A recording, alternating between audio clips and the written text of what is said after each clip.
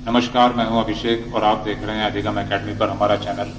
आज हम भारतीय इतिहास की बड़ी महत्वपूर्ण घटना भारत में यूरोपीय व्यापारियों के आगमन के बारे में चर्चा करने जा रहे हैं। दोस्तों, भारत में 16वीं शताब्दी में बड़ी संख्या में यूरोपीय व्यापारियों का आगमन हुआ और भारत में मुख्य रूप से पुर्तगाली, डच, अंग्रेज, डेनिस, फ्रांसीसी इत्यादि देशों के व्यापारी आए।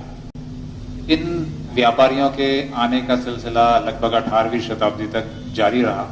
भारत में सबसे पहले आने वाले यूरोपीय व्यापारी पुर्तगाली थे। इसके पश्चात दूसरे जो यूरोपीय व्यापारी आए वे हॉलैंड के निवासी डच थे, जिन्हें डच कहा जाता था। इसके पश्चात अंग्रेज, डेनिस और फ्रांसीसी भारत में आए और उन्होंने काफी लंबे समय तक भारत के साथ, भारतीय व्यापारियों के साथ भारत से व्यापार करते रहे और बड़े पैमाने पर भारतीय उत्पादों को यूरोपीय बाजार में निर्यात करते रहे। सवाल यह उठता है कि यूरोपीय व्यापारी भारत आए क्यों, इन्हें क्या आवश्यकता हुई भारत आने की। इससे पहले भी भारत का यूरोपीय देशों के साथ व्यापार होता रहा है।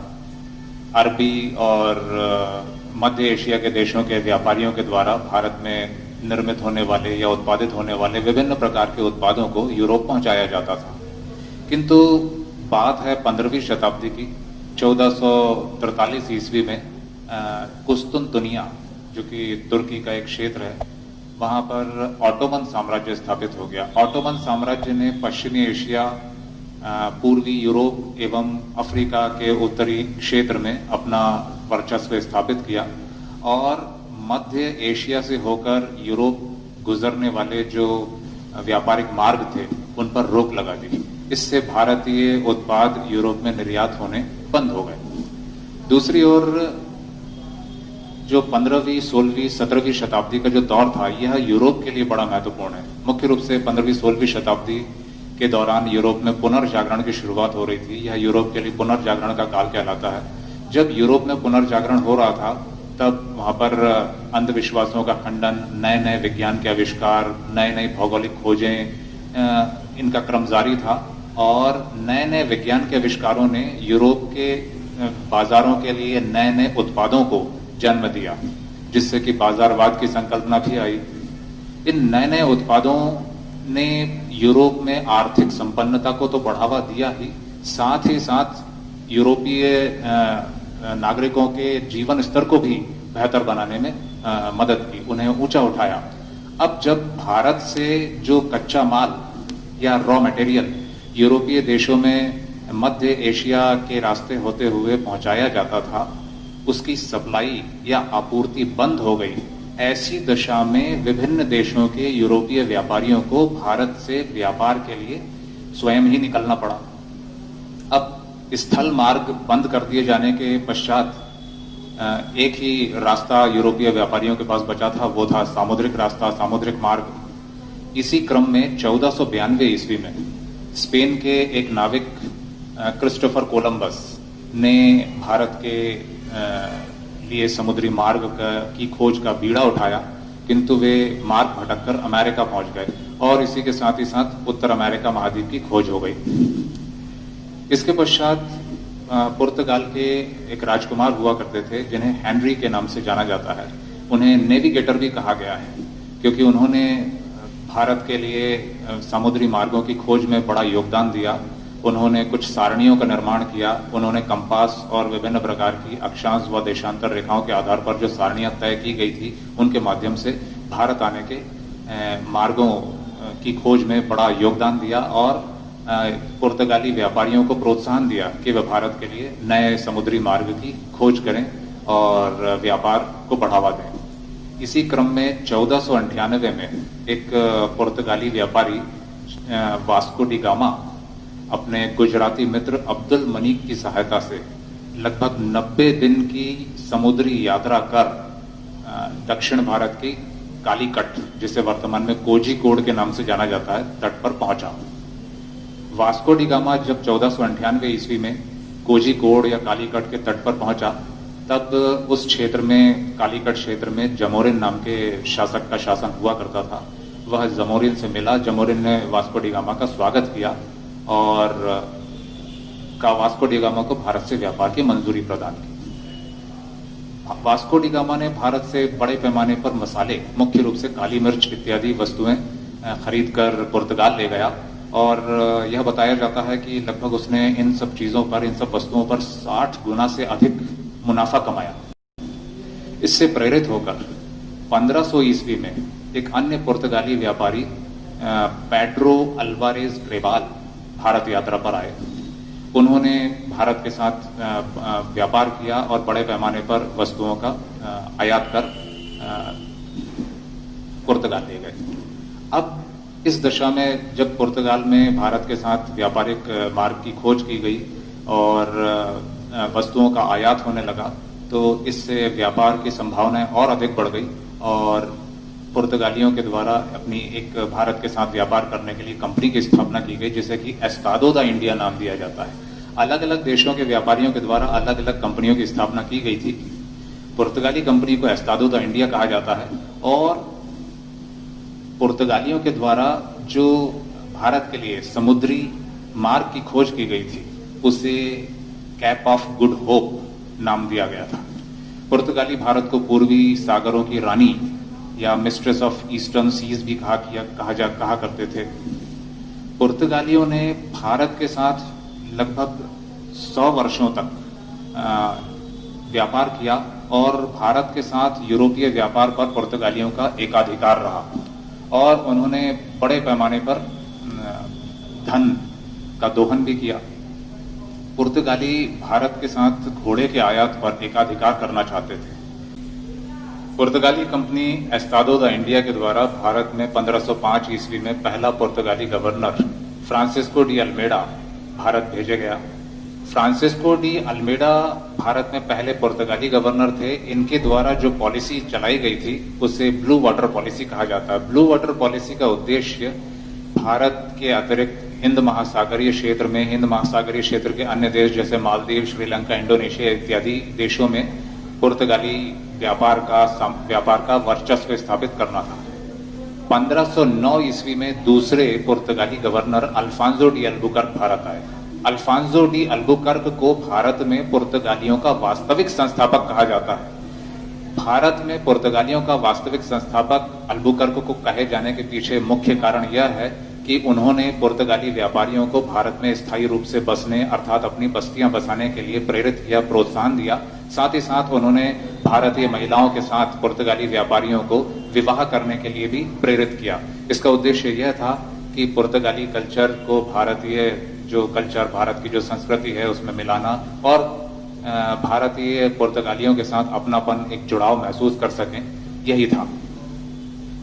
अल्बुकर्क के द्वारा 1510 ईस्वी में बीजापुर के शासक यूसुफ आदिल शाह से गोवा छीन लिया गया या गोवा पर अधिकार कर लिया। गोवा पुर्तगालियों के लिए बड़ी महत्वपूर्ण उपलब्धि थी। 1503 में पुर्तगालियों के द्वारा कोचीन में अपनी पहली व्यापारिक फैक्ट्री स्थापित की गई थी और कोचीन ही पुर्तगालियों की व्यापारिक कंपनी की राजधानी हुआ करती थी। यहीं से व्यापारिक कारोबार, उनका व्यापारिक गतिविधियां संचालित होती थी। फैक्ट्री या कोठी से तात्पर्य उनके पुर्तगाली कंपनियों के कार्यालय से था और 1529 ईस्वी में एक अन्य पुर्तगाली गवर्नर भारत आए जिन्हें नीनू डी कुन्हा के नाम से जाना जाता है। नीनू डी कुन्हा के द्वारा 1529 ईस्वी में पुर्तगालियों की राजधानी कोचीन से गोवा हस्तांतरित कर दी गई। यह बड़ी महत्वपूर्ण घटना थी जिसका कि कोचीन के लोगों के द्वारा विरोध भी किया गया था उस समय। 1536 ईस्वी में नीनू डी कुन्हा ने मुंबई द्वीप पर अधिकार कर लिया। मुंबई पर अधिकार किया जाना भी पुर्तगालियों की बड़ी उपलब्धि थी। मुंबई जो क्षेत्र हुआ करता था, जो द्वीप हुआ करता था, यह एक बड़ा प्राकृतिक बंदरगाह था जिसकी की गहराई भी काफी ज्यादा हुआ करती थी। यहाँ पर व्यापारिक जहाजों के आने जाने में बड़ी सुविधा होती थी और इससे व्यापारी पुर्तगालियों की जो व्यापारिक गतिविधियां थी उसमें भी वृद्धि हुई। इसके पश्चात पुर्तगाली भारत के अन्य क्षेत्रों जैसे कि मद्रास, पश्चिम बंगाल के कुछ क्षेत्रों, गुजरात में सूरत इत्यादि क्षेत्रों में फैलते चले गए। दमन एवं दीव पर भी पुर्तगालियों का अधिकार हो गया। पुर्तगालियों का 16वीं शताब्दी में अर्थात 1500 से लेकर 1600 ईस्वी के बीच में व्यापार पर, भारत के साथ यूरोपीय व्यापार पर एकाधिकार रहा, किंतु इसके पश्चात पुर्तगालियों को दूसरे अन्य यूरोपीय व्यापारियों से प्रतिस्पर्धा का सामना करना पड़ा। पुर्तगालियों ने भारत में ईसाई धर्म के प्रचार प्रसार का भी बीड़ा उठाया। जो दूसरे पुर्तगाली गवर्नर भारत आए थे, जिनका नाम अल्फांसो डी अल्बुकर्क, मैंने अभी आपको बताया, अल्फांसो डी अल्बुकर्क के द्वारा एक 3G पॉलिसी शुरू की गई थी।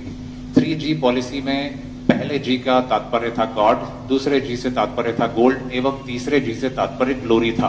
अर्थात पुर्तगाली गवर्नर अल्बुकर्क के द्वारा ईसाई धर्म के प्रचार प्रसार, आर्थिक संपन्नता में वृद्धि एवं पुर्तगाली वर्चस्व में वृद्धि के लिए यह पॉलिसी चलाई गई थी।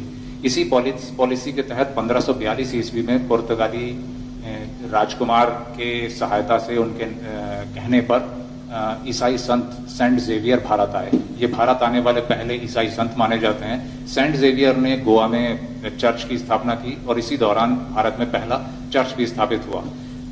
पुर्तगालियों को भारत में प्रिंटिंग प्रेस की स्थापना का श्रेय भी दिया जाता है। 1556 ईस्वी में गोवा में भारत की पहली प्रिंटिंग प्रेस पुर्तगालियों के द्वारा ही स्थापित की गई थी। इस प्रिंटिंग प्रेस का उद्देश्य ईसाई धर्म के प्रचार प्रसार के लिए किताब का प्रकाशन करना था। इसके साथ ही पुर्तगालियों के द्वारा भारत में एक स्थापत्य कला, गौथिक कला का विकास किया गया। गौथिक स्थापत्य कला के द्वारा भारत में वर्तमान में गोवा में एवं मुंबई में विभिन्न प्रकार की इमारतें आज भी मौजूद हैं। गोवा एवं मुंबई की कुछ इमारतों व चर्च को यूनेस्को के द्वारा विश्व धरोहर की श्रेणी में भी, सूची में भी शामिल कर रखा है। पुर्तगालियों के द्वारा भारत में विभिन्न प्रकार की फसलों की कृषि प्रारंभ की गई, जिसमें अनानास, पपीता, तंबाकू, आलू इत्यादि फसलें प्रमुख हैं। गन्ना भी पुर्तगालियों के द्वारा ही भारत में लाया गया, यह माना जाता है। तो इस प्रकार की विभिन्न फसलों का आयात भी पुर्तगालियों के द्वारा किया गया। पुर्तगाली भारत के साथ घोड़ों के आयात के व्यापार पर एकाधिकार स्थापित करना चाहते थे।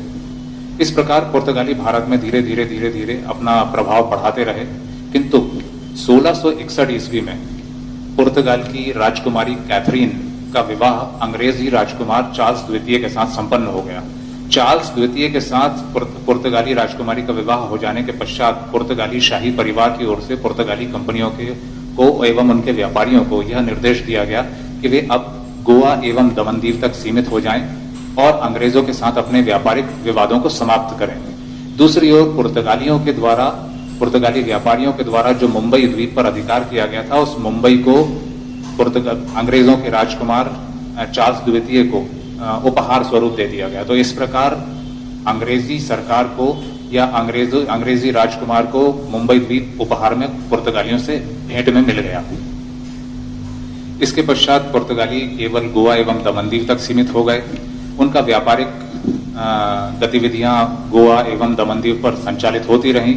1947 में भारत को अंग्रेजों से आजादी मिली, किंतु पुर्तगाली भारत में इसके पश्चात भी बने रहे। 1961 में 19 दिसंबर को भारतीय सेना के द्वारा की गई एक 24 घंटे की कार्यवाही में गोवा को पुर्तगालियों से आजाद करा दिया गया। भारत में अंतिम पुर्तगाली गवर्नर मैनुअल वसालो डी सिल्वा हुआ करते थे। मैनुअल वसालो डी सिल्वा गोवा एवं दमनदीव की आजादी के पक्ष में थे, जबकि पुर्तगाली सरकार भारत को गोवा एवं दमनदीव नहीं सौंपना चाहती थी। भारत के द्वारा की गई सैन्य कार्यवाही में मैनुअल वसालो डी सिल्वा के द्वारा किसी प्रकार का कोई विरोध नहीं किया गया और उन्होंने शांतिपूर्ण तरीके से भारतीय सेना के सामने आत्मसमर्पण कर दिया। इस मामले में पुर्तगाल की सरकार ने भारत में अंतिम पुर्तगाली गवर्नर मैनुअल वसालो डी सिल्वा के खिलाफ देशद्रोह का मामला भी चलाया। इस प्रकार 1961 में हमने एक सैन्य कार्यवाही के द्वारा गोवा एवं दमनदीव को पुर्तगालियों से आजाद कराकर उसे भारत में शामिल किया, जो कि वर्तमान में भी भारत का बड़ा महत्वपूर्ण अंग है। तो दोस्तों, यह हुई पुर्तगालियों की कहानी, पुर्तगालियों के आगमन की जानकारी मैंने आपको इस वीडियो में प्रदान की। इसके पश्चात डच, डेनिश एवं फ्रांसीसी व्यापारियों के बारे में हम अगले वीडियो में चर्चा करेंगे और इस सीरीज के तीसरे वीडियो में हम अंग्रेजों के बारे में चर्चा करेंगे कि अंग्रेज किस प्रकार भारत में आए और उन्होंने अपनी व्यापारिक गतिविधियां बढ़ाई और भारत में अपना प्रभुत्व स्थापित किया। आज के लिए मुझे इजाजत दीजिए। नमस्कार। Subscribe now and press the bell icon. Never miss an update.